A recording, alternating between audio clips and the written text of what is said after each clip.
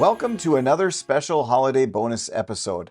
The story you're about to hear was my oldest daughter's very favorite story so far of all the ones I've recorded, and I hope it'll be special to each one of you as well. So gather the family and enjoy this holiday story.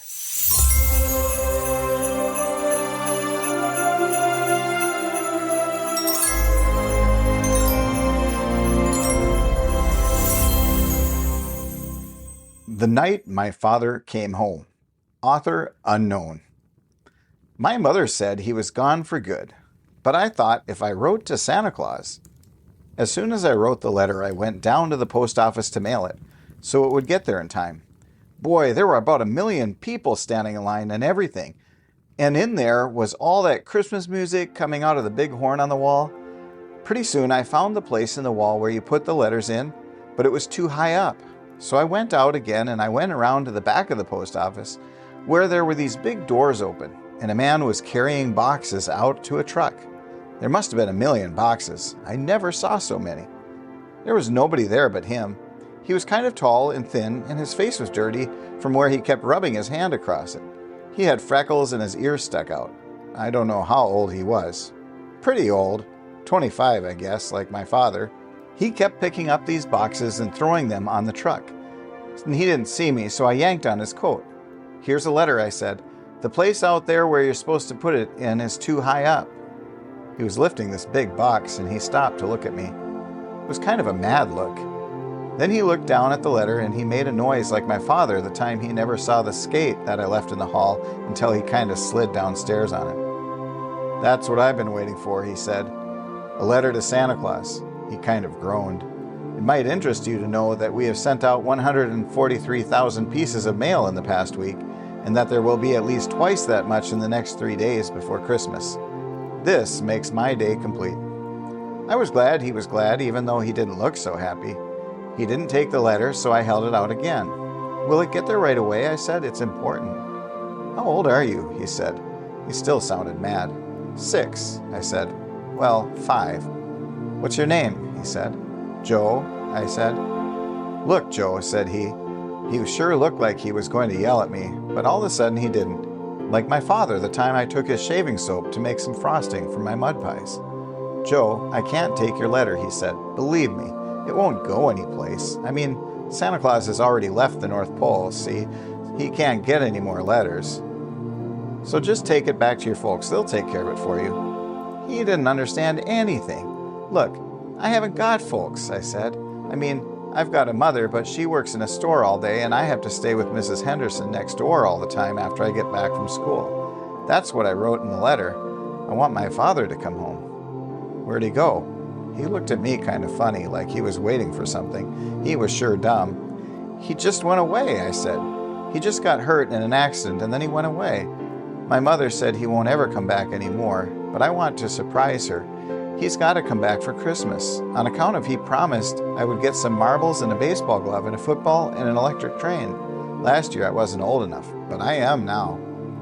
The way he acted, you'd think he didn't hardly even listen to what I said. He didn't even say anything. He just kept on looking at me, and after a while he kind of shrugged. "Look, Joe," he said. He sounded real tired all of a sudden. "I'm busy. I'm sorry. Go home, will you? I can't take your letter." "Sure you can," I said. "It's got a stamp on it." What was the matter with him anyway? He was starting to pick up all those boxes again, so I just put it on this table where there were about 1 million letters and I walked out. "I'll be back pretty soon," I said. "Tomorrow. I guess there'll be an answer by tomorrow for sure." I could hardly wait, thinking how surprised my mother was going to be and everything. So the next day, as soon as the school bus let me out at the corner at noon, I ran down to the post office. There were some other people moving boxes around in this big room, so I just kind of walked around the edge till I saw him in another little empty room. He was sitting on a box, eating his lunch. "Did I get a letter yet?" I said. I was kind of out of breath. He let out a big groan when he saw me standing there, and he kept right on eating this big sandwich. His face was still dirty. He looked madder than ever. Pretty soon he gave this sigh, like my father once when I cut up his pajamas for a Halloween costume. As a matter of fact, he said, a letter did turn up this morning addressed to somebody named Joe, and nobody could have been more surprised than I was. "I knew it," I said. "I told you so." It was for me, all right. I could see my name, Joe, on the envelope, but there was a lot of writing, like typewriting, on the paper inside, so I gave it back to him. I was in a hurry. I can't read writing very well, I said. You read it. Hurry up. I told you he was coming home.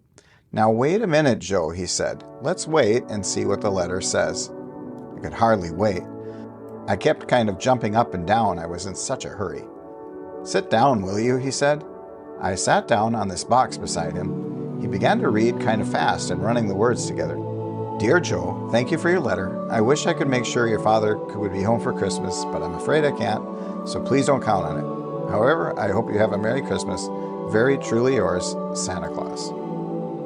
Is that all? I said. There must be more. Maybe you dropped the other part somewhere. Look around, will you? He let out another big groan. As a matter of fact, he said, now that you mention it, I guess I did forget one thing.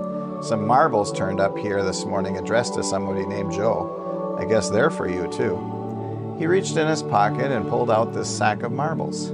Boy, they were real good marbles and everything, and I was sure glad to get them. But I was still worried about the letter. I guess I had better hurry up and write another letter, I said. You can mail it for me like you did before. I guess I didn't say how important it was. Anyway, I want to thank him for the marbles. That won't be necessary, he said. I give you my personal guarantee that there is no point in writing another letter. This time you write it, I said. You can make it sound better. Thank him for the marbles and tell him how important it is that my father come home. And not to forget the rest of the things I'm supposed to get, like the baseball glove and the football and the electric train. Mail it right away, will you? Joe, he said, you're a determined man. So am I. Right now I am eating my lunch. He took out this big ham sandwich. Is that a ham sandwich? I said. Yes, he said. Is it good? I said. Yes, he said. He looked at me kind of mad, and he kept on chewing real hard, and then he took another ham sandwich out of the bag. Could I possibly persuade you to join me, he said. Sure, I said. It was good, too. I was hungry. What's your name? I said. Al, he said. Pretty soon we finished the sandwiches. Then he took out this big red apple and started to eat it. My father used to cut up apples with his penknife, I said. I'll bet he did, Al said. I'll bet he had to in self-defense.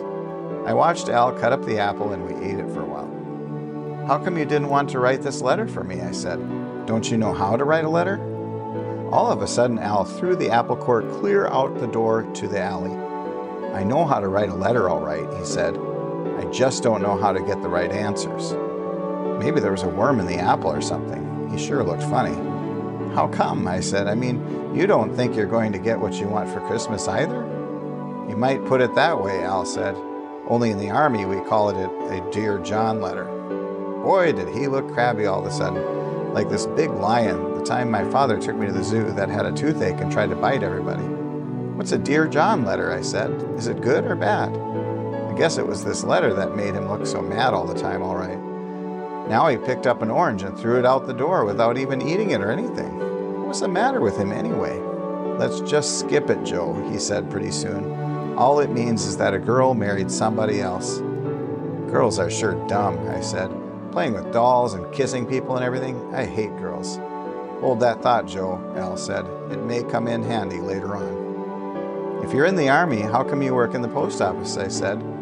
I got rotated home last month, Al said. I needed a job. The post office needed an extra clerk for the Christmas rush. We were made for each other. He crumpled up his lunch bag and threw it out the door. Boy, he sure had good aim. I bet he could have been a big league pitcher or something if he wanted to.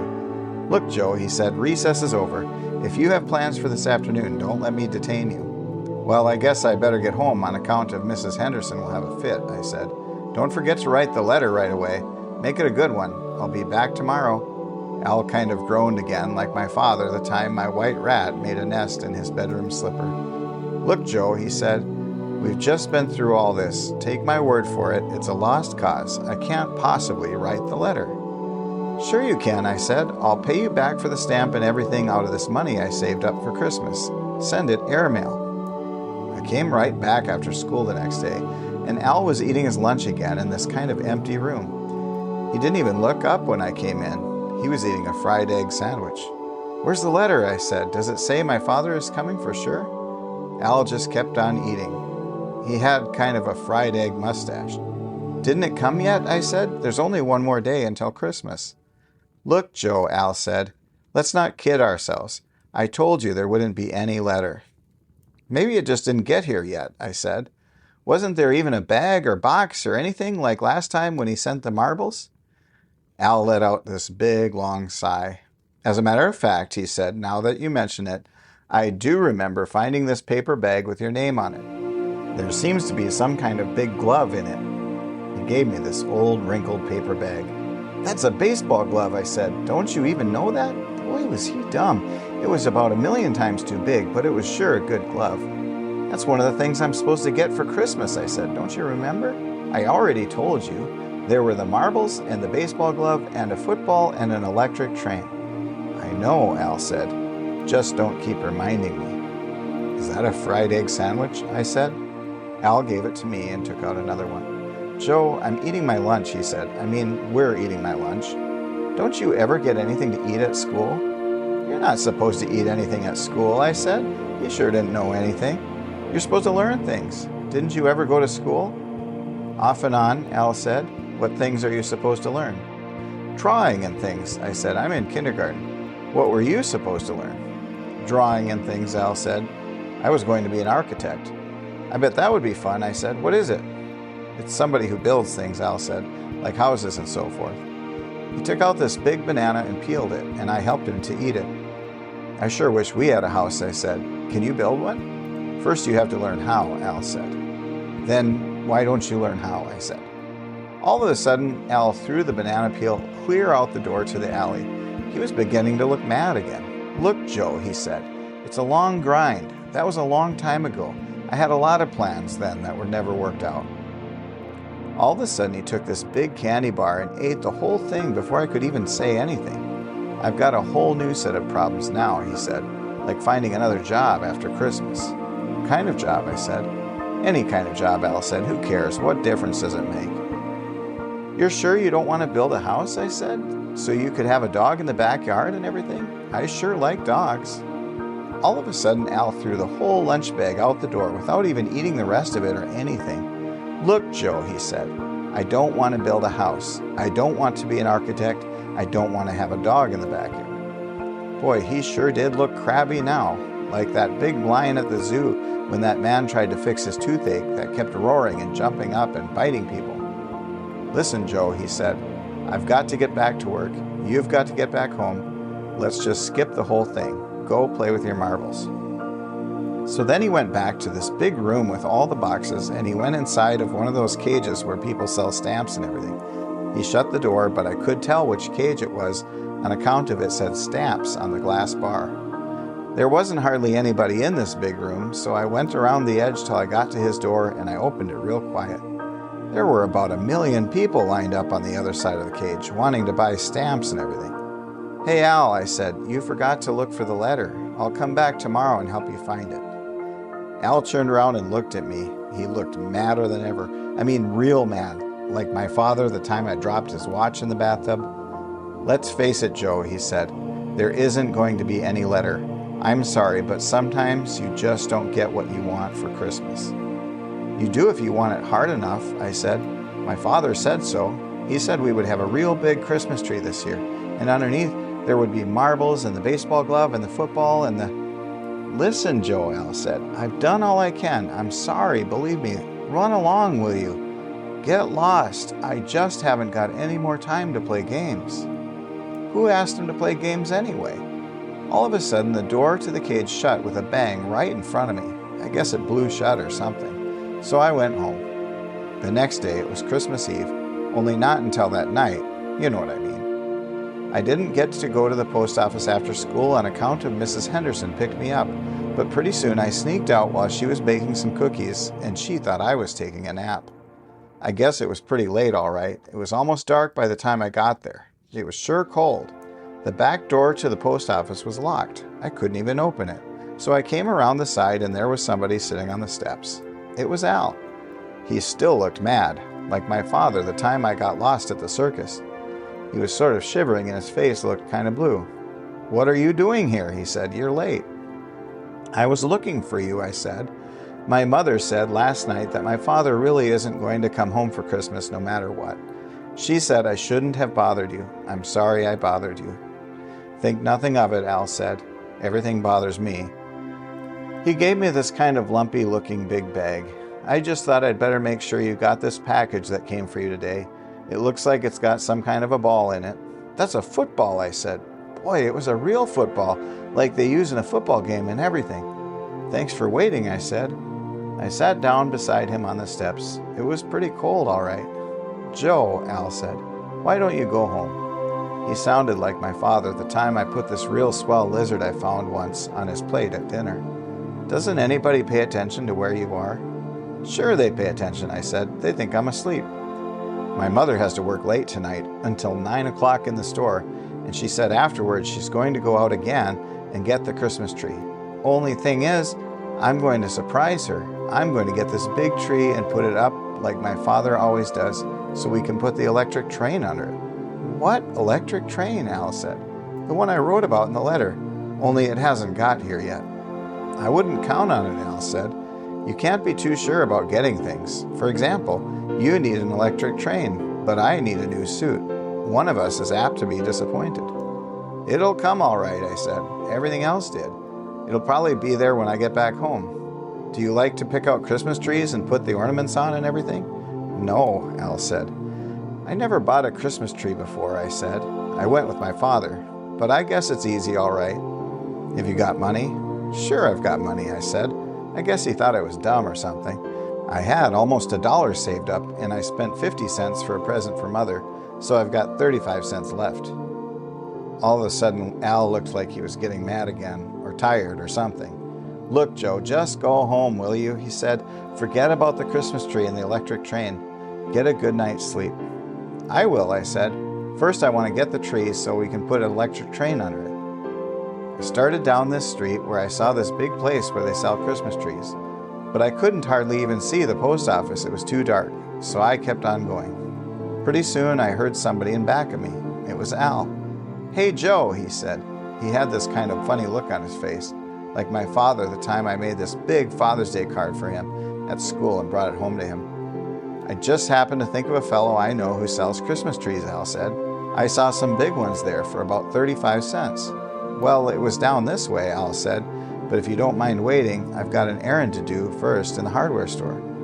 Al told me to wait outside the hardware store, and he was in there for a pretty long time. But I didn't mind waiting on account of there was this electric train set up in the window with tracks and bridges and tunnels and everything. It was sure a swell train. It was a good thing Al came along when I bought this Christmas tree at this place he knew for 35 cents. On account of I couldn't even carry the tree, it was so big. Al had to carry it. I helped him some. It sure smelled good. It was a pretty long walk home. By the time we got there, this truck was stopped out in front, and a man was just putting a big box in front of our door in the hall.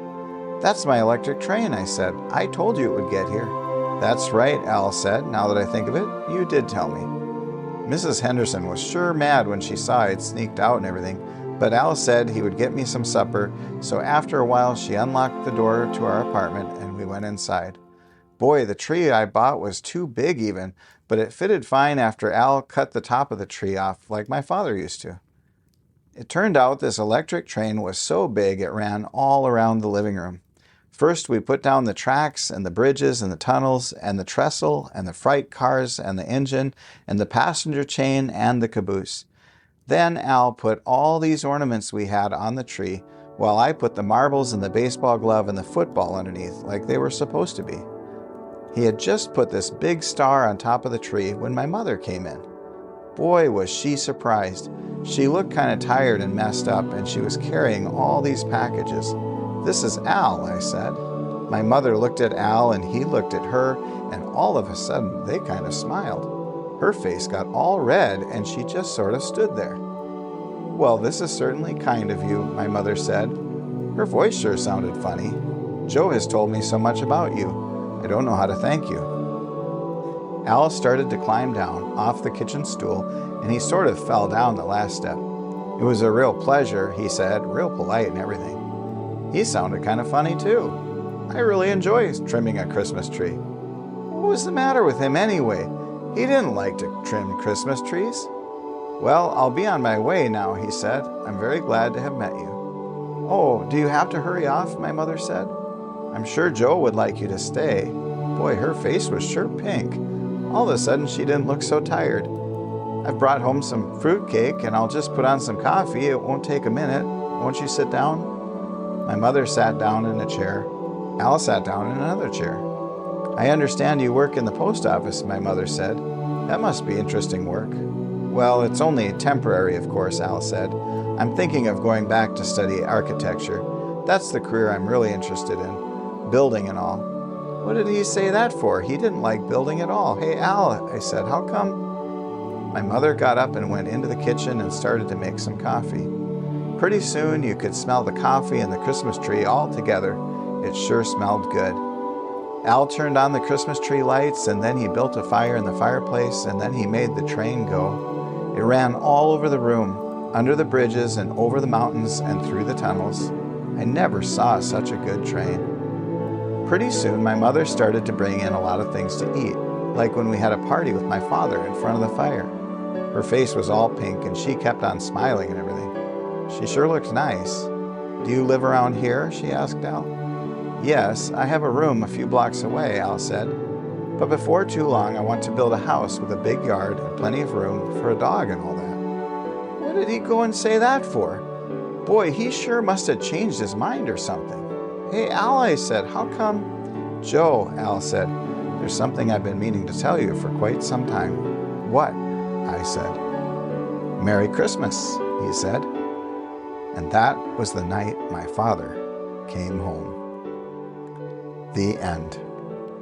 Thank you for listening, and may you have a very blessed Christmas.